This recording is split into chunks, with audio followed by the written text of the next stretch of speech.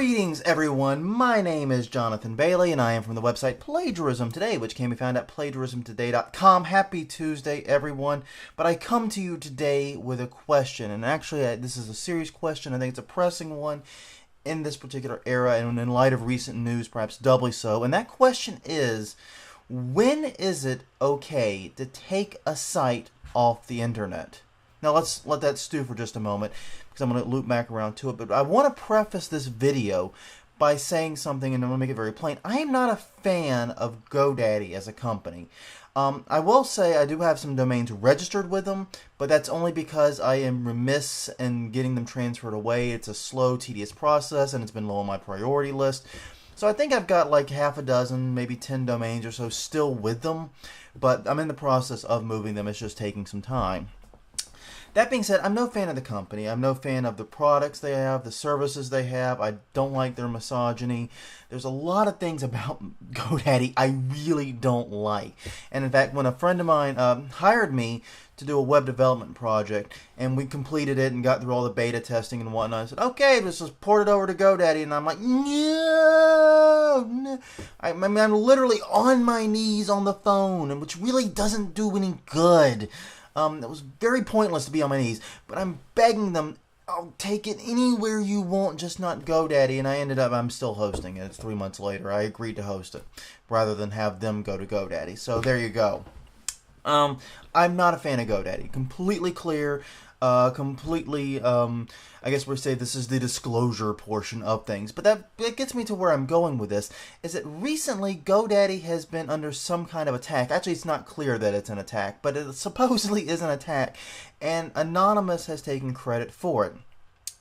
And in this attack, if we are going, by the way, for the duration of this video, we will be assuming that A, GoDaddy was attacked, B, that it was Anonymous that did the attack, and C, that they did it because of GoDaddy's political and or other opinions, especially related to SOPA, PIPA, and whatnot. So we're assuming those three things for the duration of this. I admit those are some mighty big assumptions, especially without evidence, but we have to have some kind of base to start talking about this. Anyway, so they've been under this attack. Once again, all this is assumed. And in that process, they attacked the DNS servers, which not only shut down GoDaddy.com, and it shut down the affiliate sites, but it also shut down 10.5 million GoDaddy customers, according to one URL. I don't really know how many there are. I'm basing it on what others have said. But that means there's probably more than 10 million sites affected by this. And is that okay? Is that acceptable?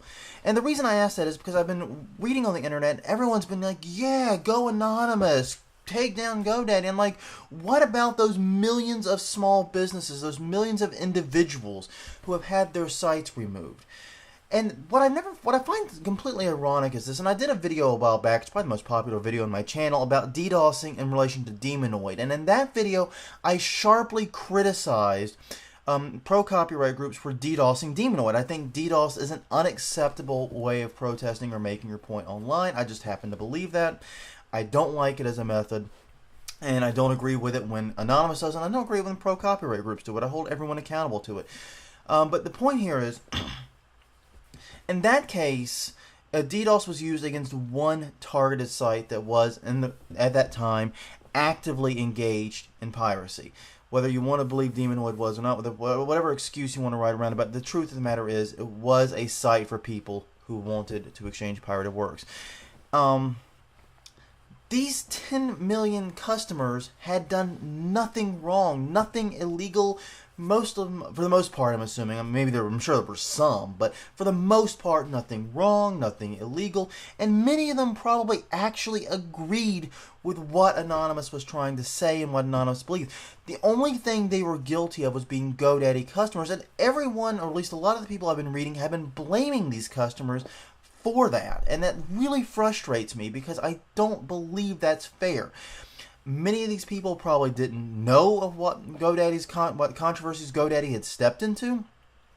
If they did know, maybe they agreed, or maybe they disagreed, but decided that, hey, they should separate their politics and their opinions from the businesses they choose, and therefore chose GoDaddy because they felt GoDaddy was the right company. And I'll be honest, I do business with a lot of companies that I disagree with very sharply politically. And how do I know that? Because I disagree very sharply politically with about 95% of the people in the world.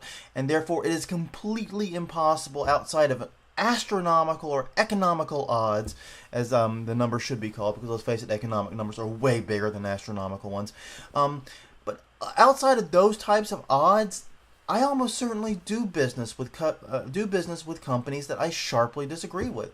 And that's okay. It's business. It's not politics. Me giving a company money for something is not an endorsement for it. Not an endorsement for every single thing they have said or done. It's just saying, hey, look, I would like to exchange this funds for your product and or service. That is the extent of that transaction to me.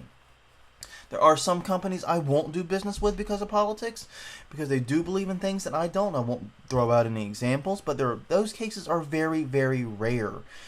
And, like I said, I found, as far as reasons for leaving GoDaddy, I felt like the general suck of GoDaddy was a much more compelling reason to leave the company than its politics, but that's a separate issue.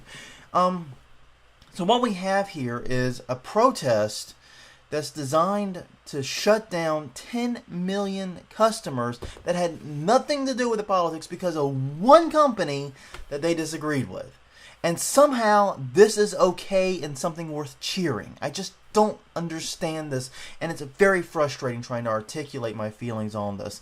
I mean, when the United States government accidentally seized a domain that had been used, at least in some capacity, for illegal purposes, when they seized it and accidentally shut down lots of websites because it was a DNS domain, people threw a fit. People were upset. How dare the U.S. government silence all these innocent domains? How dare they do that? The U.S. government scrambled and got everything back up as quickly as they could.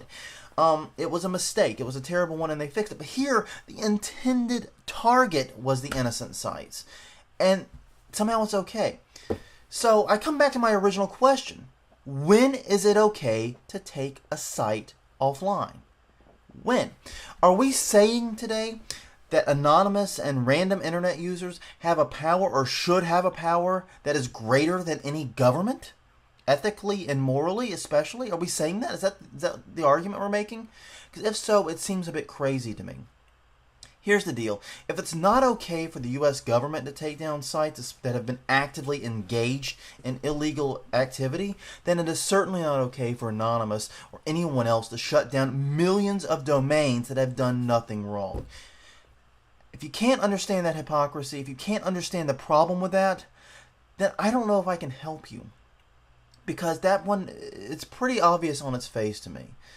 And I don't believe in many moral absolutes. In fact, I hardly believe in any. But there is one there that I have to say seems pretty clear, if you just think about it for 10 seconds. So anyways, that's the question I want people to think about. When is it okay to take a site offline by force? Think about that. Get back to me. Until then, this is Jonathan Bailey, signing off.